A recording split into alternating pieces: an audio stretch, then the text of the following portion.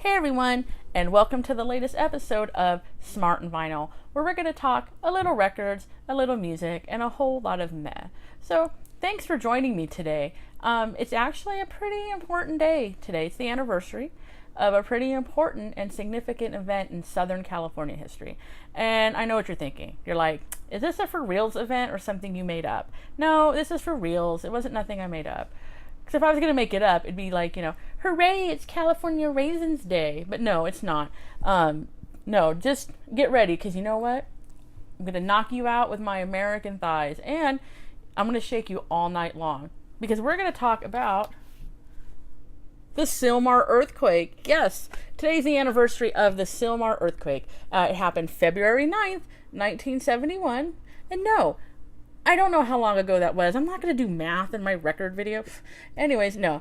It did happen February 9th, 1971. It struck at 6 a.m. on the dot, which is pretty impressive for an earthquake to be right on time like that. It was a 6.6, which is pretty big. Pretty big earthquake, especially in a big area like LA. And I know what you're thinking. You're like, but the Landers earthquake in 1992 was a 7.3. Well, yeah, Landers is in the middle of nowhere. So the casualties, the damage wasn't nearly as bad. Any size earthquake in a metropolitan and populated area like Los Angeles, especially a 6.6, that's pretty hardcore. Let's talk about how hardcore. So 47 people died. And I'm not saying, fortunately, because it's not fortunate when anyone dies, but the majority of those casualties were from the VA hospital and the Olive View hospital because they both collapsed in the earthquake. So at least the casualties were concentrated mostly in one area. It wasn't widespread, making the recovery a lot more easier. The earthquake made the freeways fall down and tons of damage to malls and the streets and everything like that. Rock slides everywhere. Here's some, I wouldn't say they're fun. Yeah, they're fun facts. They're fun facts because I'm an earthquake nerd, so they're fun facts to me. But fun fact: the Van Norman Dam in Granada Hills almost fucking broke and almost killed 123,000 people. Unfortunately for the good citizens of the valley, they drained it halfway down a couple days before. And the experts say if it would have shook just 2 more seconds during that earthquake, it would have fucking, collapsed and killed all those people. Now, you would think the city of Los Angeles, a city that had 2 other major dam disasters, would have been a little bit more village, you know what I'm saying, on it. Thank you. It would have been more on this dam, but, luckily it didn't collapse. I will say, though, during the Northridge earthquake, that shook with flying colors, and it wasn't even close to breaking. So good job, city. Good job, city of LA, on that. Another fun fact is, the Manson trial was going on during this time in 1971. And I remember reading this in Helter Skelter. But Vincent Bugliosi, who, of course, is the prosecutor for City of Los Angeles, felt the shaking that morning and thought the Manson family was, in the house getting all witchy. So that I always find interesting too. But yeah, it affected anyone who lived in that area, especially the people in the valley. So I know what you're saying. You're like, who the fuck made a record about earthquake? Well, KGIL did. So let's talk about this record. So it is called the San Fernando Valley's longest day. It's also the saddest day too.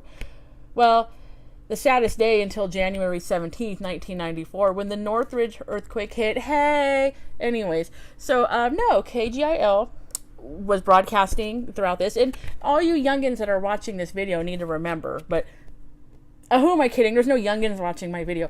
But, back then there was only 3 channels in the radio. So KGIL and other radio stations were like the life going on during this, because a lot of electricity was out.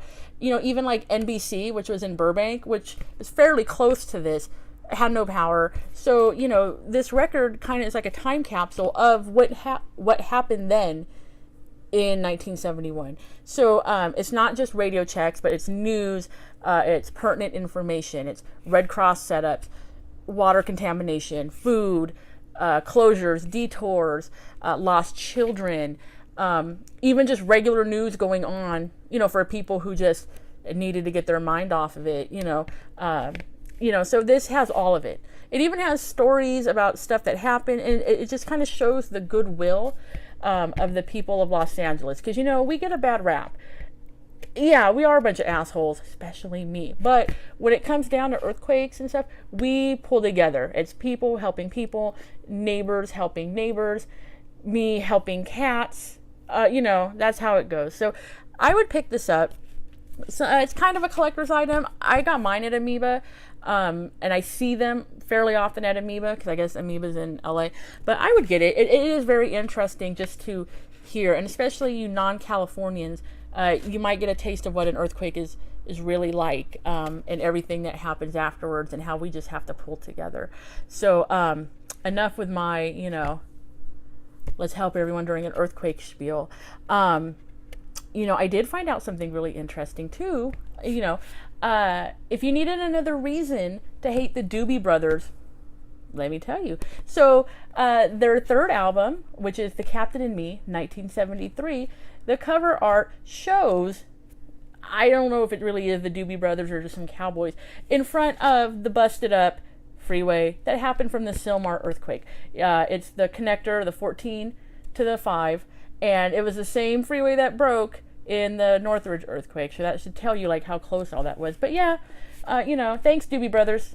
Thanks Doobie Brothers for reminding people of this horrible, longest, saddest day by putting the broken freeway on your album.